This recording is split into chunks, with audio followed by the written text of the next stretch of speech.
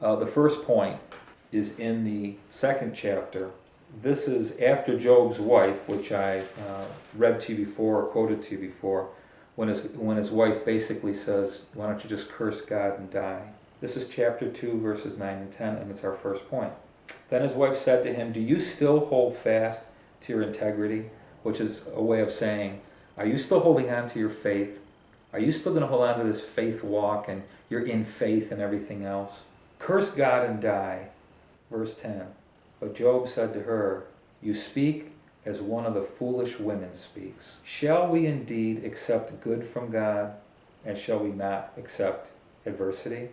And he's not saying adversity from God, just adversity that comes into all of our lives.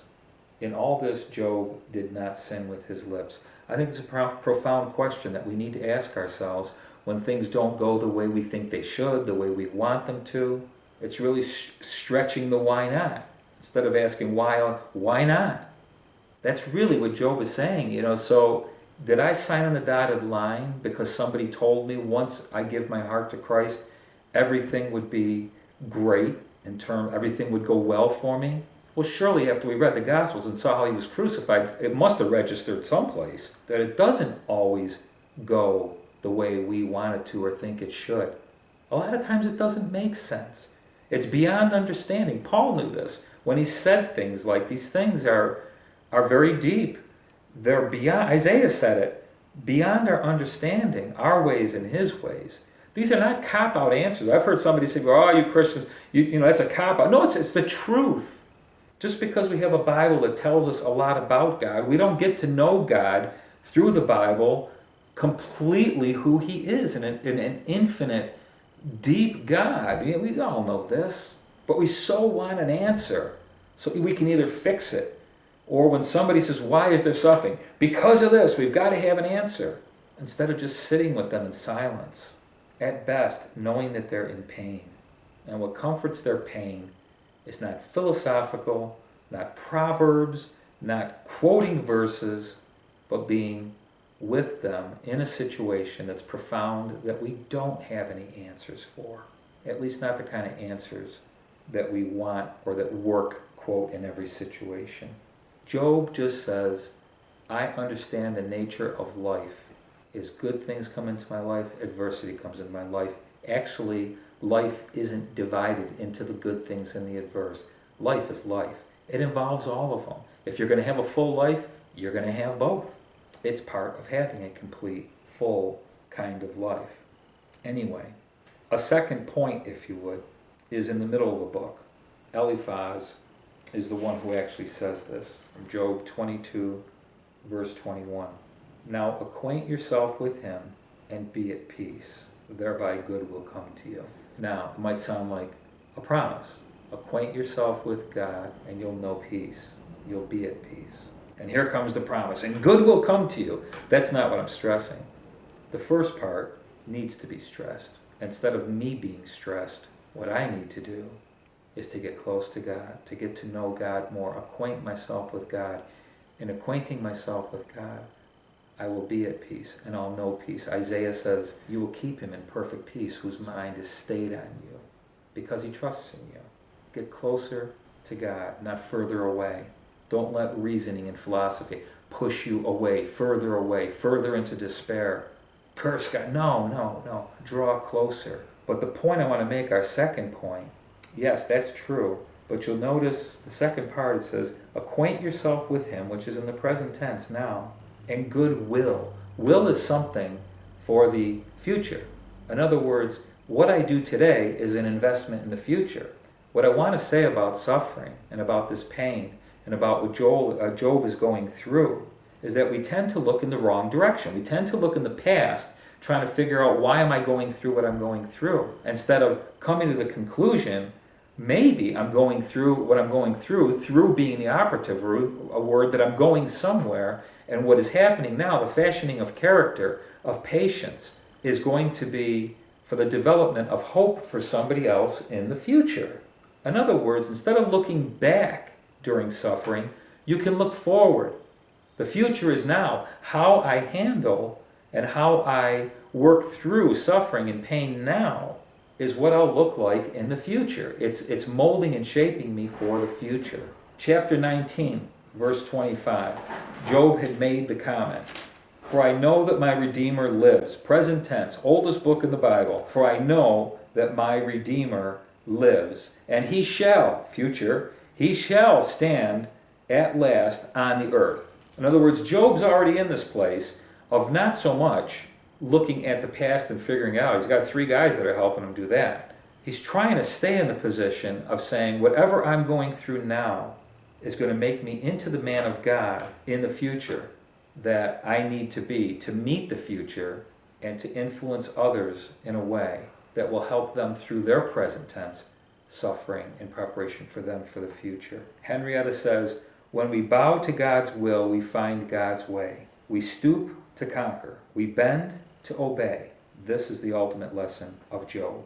You see, I think the book of Job, it's called Job, so he's the one we focus on. I don't think the book was ever supposed to be about Job. I think it was supposed to be about God and God's consolation, God's comforting, God's wisdom in the oldest book in the Bible, dealing with the oldest question in the Bible. You know and I know that there are some questions that when we ask them that we could never understand the answer.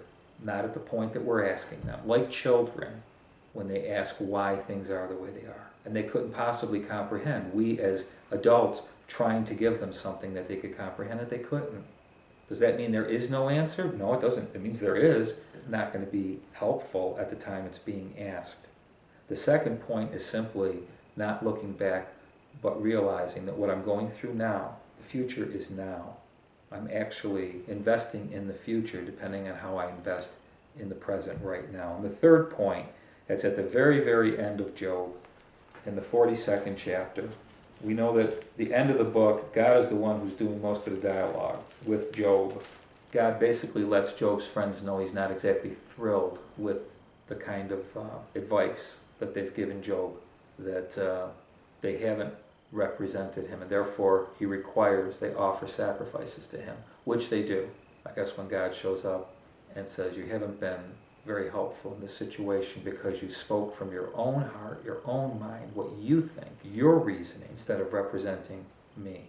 And so he tells Job that he wants Job to pray for his friends, which he does. Chapter 42, verse 10, "And the Lord restored Job's losses when he prayed for his friends. Indeed, the Lord gave Job twice as much as he had before."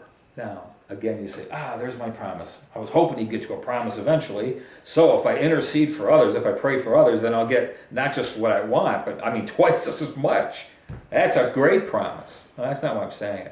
What I'm saying is that in our own pain and suffering, there has to come a time where I get outside of myself and pray, show a concern, intercede, whatever words you want to use, for somebody else. Because I don't know if you've ever noticed, the more I wallow in my own self-pity, the deeper into darkness and despair I go, maybe even to depths of depression. It can get very dark and very ugly. We've said before, the good news is no matter how deep, dark, and ugly it gets, we get there and there's God.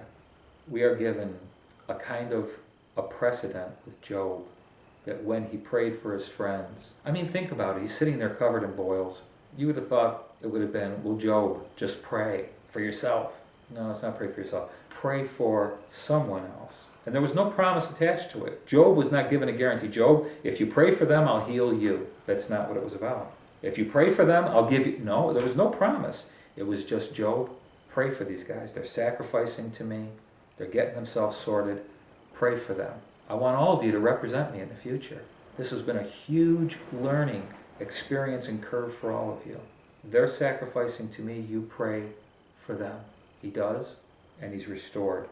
Actually, it's one of the times I really like the King James, because in the King James it says, he turned his captivity, which is a really nice way of saying that those things that were holding him captive, God broke the chains. Bam!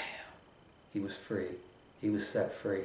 Like Paul says to the Galatians, you're set free from the weak and beggarly elements of the world. You're set free to intercede for others, to be restored yourself, to put yourself in a position of restoring others. There's a great few verses in Romans 15, which I won't read right now. At the beginning of Romans 15, just reminds us that Christ wasn't here to please himself. He took on the troubles of others, and he honored God. I'm going to be reading from Job 23, verses 8, 9, and 10. And then I'm going to the end of the book again, chapter 42, verse 5. Because for me, this is, well, I think that these are beautiful. I'll read them, and you'll see why. This is what Job says. He says, look, I go forward, but he's not there, and backward, but I cannot perceive him. When he works on the left hand, I cannot behold him. When he turns to the right hand, I cannot see him. Ever had anything like that? I just don't see him anyplace. In front of me, behind me, on my left, on my right. And then he says, but he knows the way that I take. He knows me, and he knows the way that I take. And when he has tested me, I shall come forth as gold. Chapter 42. This is how the book ends for Job. I have heard of you by the hearing of the ear, which is consistent with everything he said. I don't see him, I don't see him, I don't see him. At the end of the book he says, I've heard of you by the hearing of the ear, but now my eye sees you. There are no answers to this type of situation in question. I mean, it's interesting that we're given the scene outside of this world, in heaven if you would, at the beginning of the book. We're given information Job isn't given, which tells us, well, there are things actually going on. There are reasons. But we don't see them here. We don't get it. But with Job, by the time he finishes the book, because of what he went through, he sees God in a way that he didn't see him before. And I want to tell you, I mean, I've been around a little while. I've seen some suffering. I've suffered. So have many of you out there. Right now, a lot of you are suffering. And I tell you, like Job, we can only get to know God further and more by experiencing further and more kinds of experiences. A lot of them we don't want. Nobody wants suffering. But Job says, as a result, it wasn't just a matter of hearing about what God can be like when people are suffering. He says, now I see. God bless you all. The whole thing with the rich man and Lazarus is one of those things it's